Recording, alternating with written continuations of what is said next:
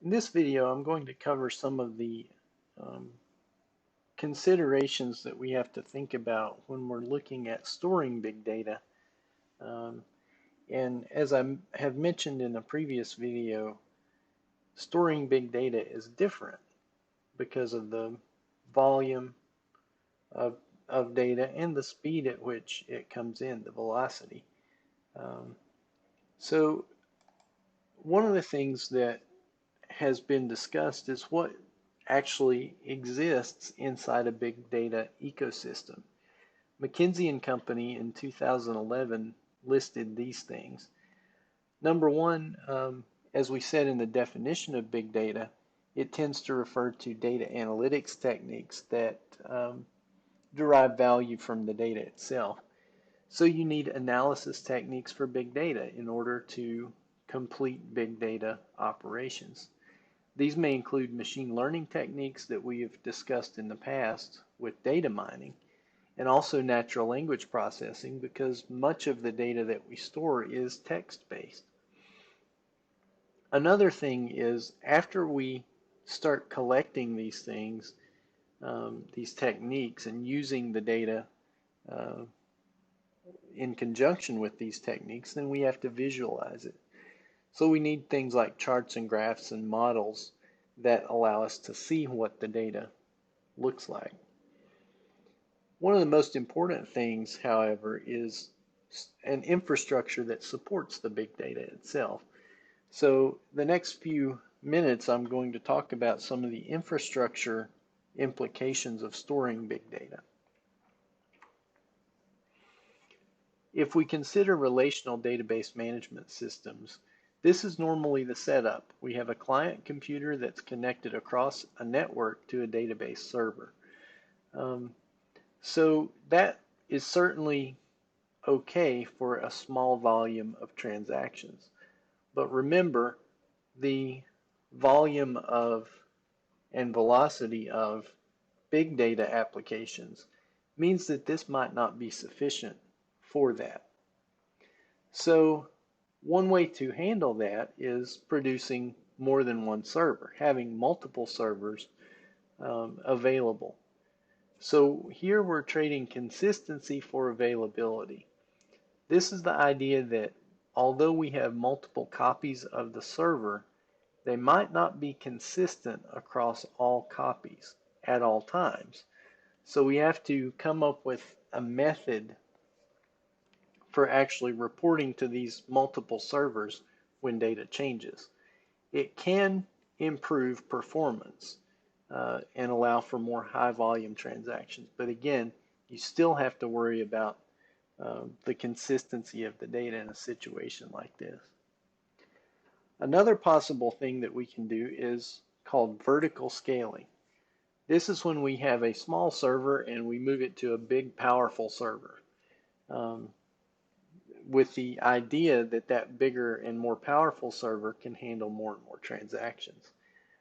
However, that doesn't really um, work in a lot of situations, especially if you have data um, in a cloud style architecture. So what tends to happen is more horizontal scaling, where you're moving data across several other database servers so that you can parallelize the data processing on each individual server.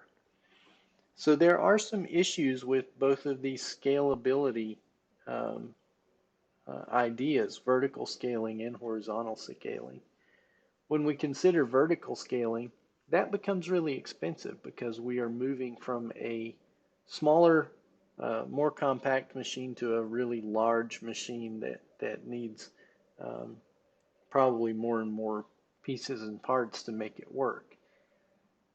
The other thing is we will outgrow that eventually. At some point in the future, that vertical scaled machine will be a small machine again, and we will need to upgrade it one more time.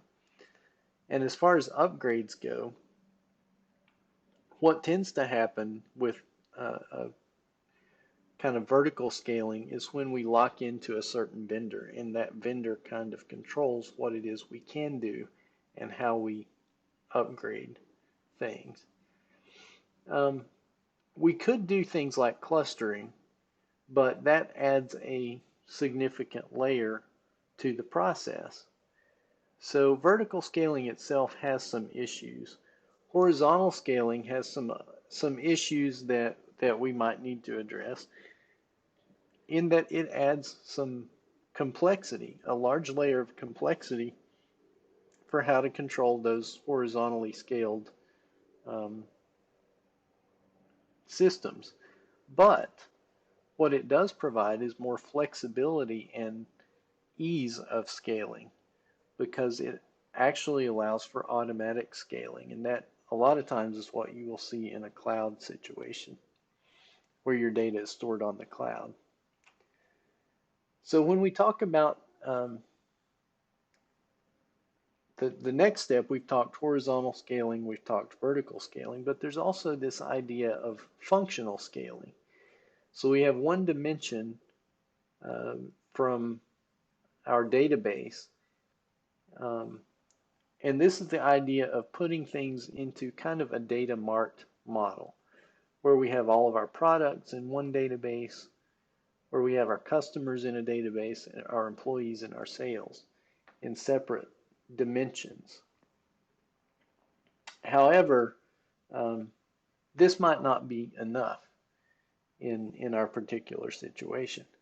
So what happens in these cases is, if you have functional scaling, then you add shards to your individual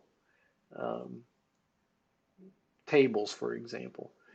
So shards adds a second dimension, which is very similar to slicing a table up horizontally.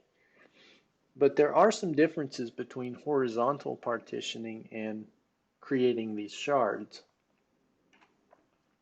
Horizontal partitioning is the idea where you're splitting one table or more by rows in a single schema. So that's that one step scaling, functional scaling.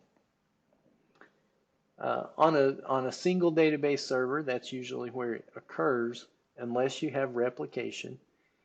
The index size is reduced when you do horizontal partitioning, because it doesn't have as many rows to work through and keep track of in the index. So that makes the searches more efficient. But it also requires an obvious way to determine where that partition exists and how to get to it. Another thing that should be pointed out here is horizontal partitioning is not the same thing as horizontal scaling. Horizontal partitioning is actually cutting up a table, whereas horizontal scaling is using multiple servers. So don't get the two things confused. When we talk about creating shards within a database, this is kind of the same idea as horizontal partitioning, except you are slicing across multiple instances of a schema or servers.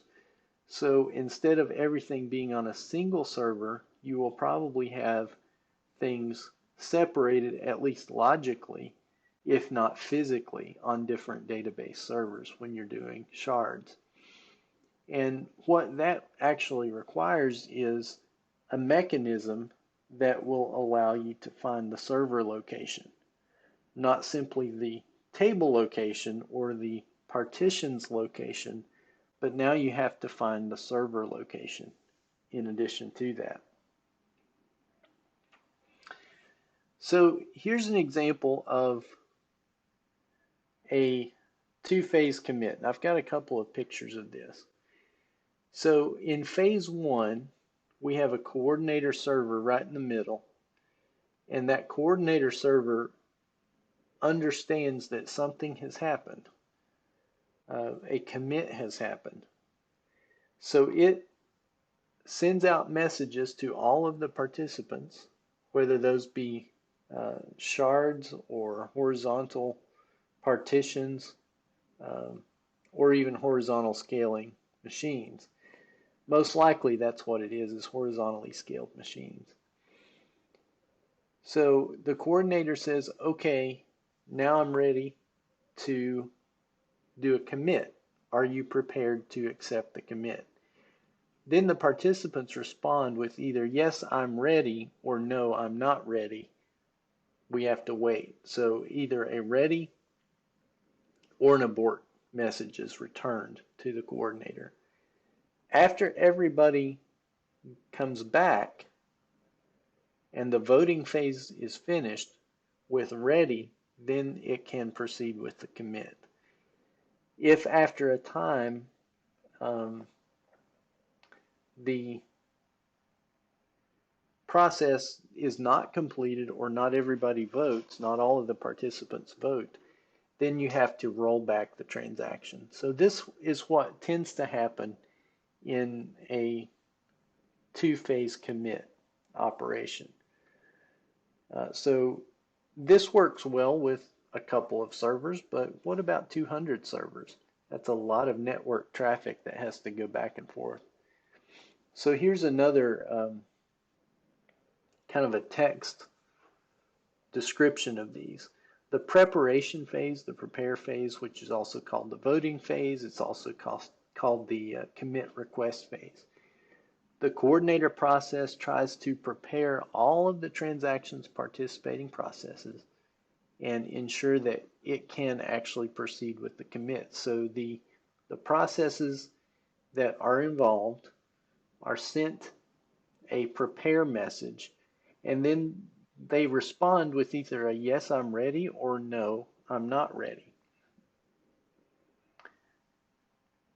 Then at some point it moves to the commit phase, and if all of the participants have voted yes, then it proceeds with a commit. If it's unable to do that, it completes a rollback operation and then notifies the results to all of the participants. So then the participants either do the commit or they abort the process with their local resources. So this is a very common thing on handling data in a distributed system. And a lot of times that is what we see happening when we get to big data, because we can't simply handle the volume of data on a single machine. So we have to do these things such as horizontal scaling to make it happen. So here's another picture of the two phases of uh, a two-phase commit. The first phase is the preparation phase, where the transaction manager is communicating with all of the resource managers, and it says, are you ready to perform a commit? After it receives the acknowledgments, then it sends the commit messages out to all of the servers involved. And in this particular example, the resource manager one phase in red is notified only of the commit. It is not notified of the prepare. So that means that it only participates in a commit.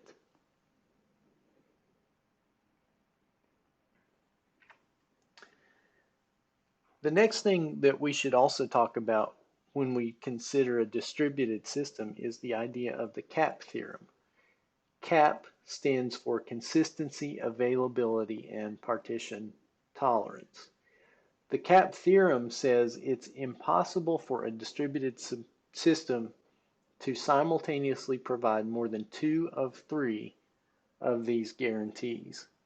Consistency means that all the clients will always have the same view of the data.